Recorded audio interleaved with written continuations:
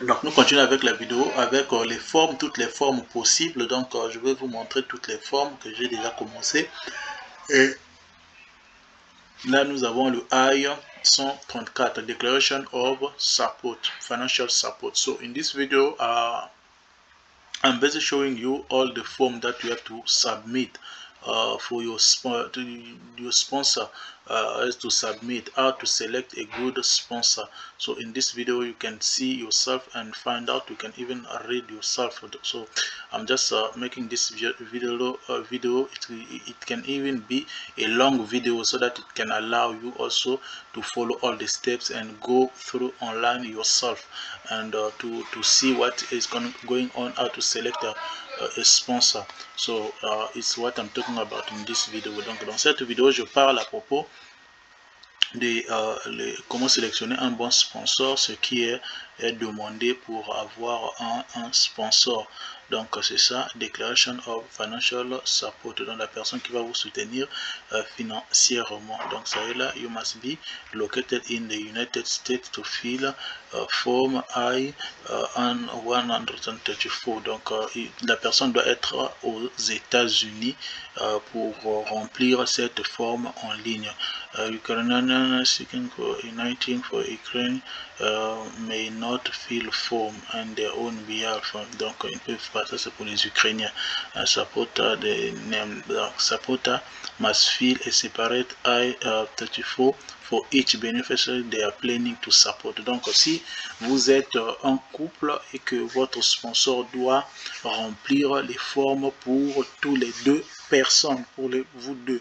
Donc si vous avez une famille de 4 personnes, la personne qui vous soutient, votre sponsor, il doit signer la forme là pour tout, il doit remplir ça pour tous les 4 personnes. So if you are a couple or you have children, it's a family, your sponsor has to sign all the form for everyone, so for everybody. So you can even see here, to be eligible for this process, children under the age of 18 must be traveling to United States in the care and custody.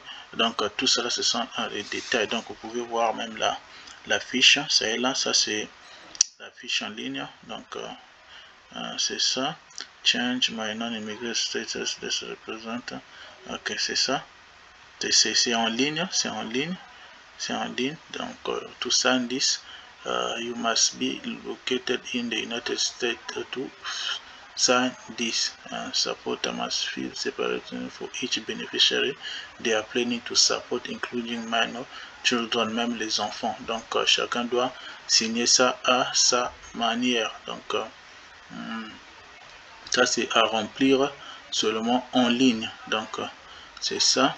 Donc on était là, je montrais, j'ai montré le début ici. Donc le début, je pars quand même au début, je repars, c'est ça. Donc ça c'est US Citizen and Immigration Service. Que ça ce sont tous les formes que les gens ont à signer. Ça c'est tous les formes au niveau de la procédure d'immigration avec les États-Unis, Alien Change of Address Card. Donc si vous changez l'adresse, ça c'est la fiche à remplir. Donc c'est ça, Notice of Appearance. Nous pouvons voir toutes les formes qui sont ici. Donc ça c'est toutes ces formes, et il y en a ici, on était déjà à 34. Immigration petition for alien workers. Use this petition, this form to petition for a non-citizen worker to become a permanent resident. Donc si c'est la personne qui n'est pas citizen, qui n'a pas la nationalité, qui veut devenir résidence permanente, ça c'est la forme qu'il utilise. Donc ça c'est ça, et je vais passer sur les formes qui m'intéressent. Donc ce sont les affidavits of support. Donc c'est ça, j'ai l'autre là, affidavit of financial support intending to petition of legal custody. Non, pas ça. Reinforce of financial support and intending petition of legal. Donc je ne suis pas là, je pars vers les I-800.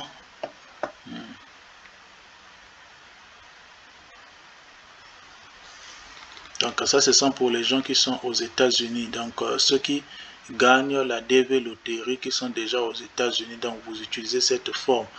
So application to register permanent residence or adjust status. Use this form to apply for lawful permanent residence status if you are in the United States. Donc si tu es aux États-Unis, la forme, donc if you are at United States, the form that you have to fill is this one, I-485. I-485 is what you use for you to adjust your status or register permanent residence. Donc c'est ça la forme, supplement application. Donc c'est même ça. And on part immigration petition, non? On part et je vais on part vers les 800. Application for employment authorization I-76 765. Certain alien non-citizens who are in the United States may fill this form. If you are at the United States, you're looking for a form, you want to work, for you to get an authorization to work. So you use this form, application for employment authorization, to request employment authorization and employment authorization document. Donc ils doivent recevoir l'autorisation du document pour l'emploi, pour travailler aux États-Unis. Alien non-citizen whose immigration status authorizes them to work in the United States. Donc vous remplissez ça là. Donc c'est ça. Et on est déjà au niveau de 800. On est déjà au niveau de 800. Application for Family United Benefit. Donc je vais faire la différence entre I 134 et les I, ça est là, avec les I 864. So in this video I'm making the difference between the affidavit of support, so the support, financial support, and affidavit of support. So financial support, that we saw that I 134, and also this one I 864. Donc je fais cette différence là entre les formes là. Ça c'est affidavit of support under section INA. So ici ils ont dit most family based immigrant and some employment based immigrant use this form to show.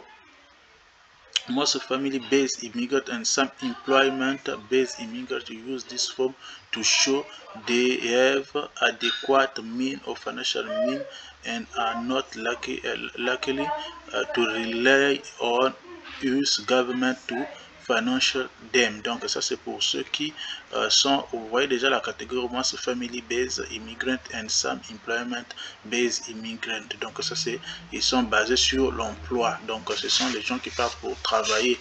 Quelqu'un qui a obtenu un permis de travail pour aller travailler, demande un visa de travail pour aller travailler aux États-Unis. Donc ils utilisent ici pour qu'ils puissent montrer qu'ils ne seront pas une charge au niveau du gouvernement. Donc ils vont pas se attendre le gouvernement pour que le gouvernement puisse les aider. Il ne veut pas être une public charge. Donc c'est ça, contract between sponsor and house-made member. And yeah, on a ça, affidavit of support under section 213. Salah use this form to show that the applying immigrant has adequate means of financial support and is not likely to rely on the US government for financial means, financial support. Donc c'est ça. On va utiliser ça pour montrer que la personne qui est en train d'appliquer le visa, donc il a son argent et il est capable de se prendre en charge et qu'il ne sera pas une charge publique. Il ne va pas se contempler ou attendre le gouvernement. Donc ça c'est cette forme là. Ça c'est cette forme là. Donc c'est ça.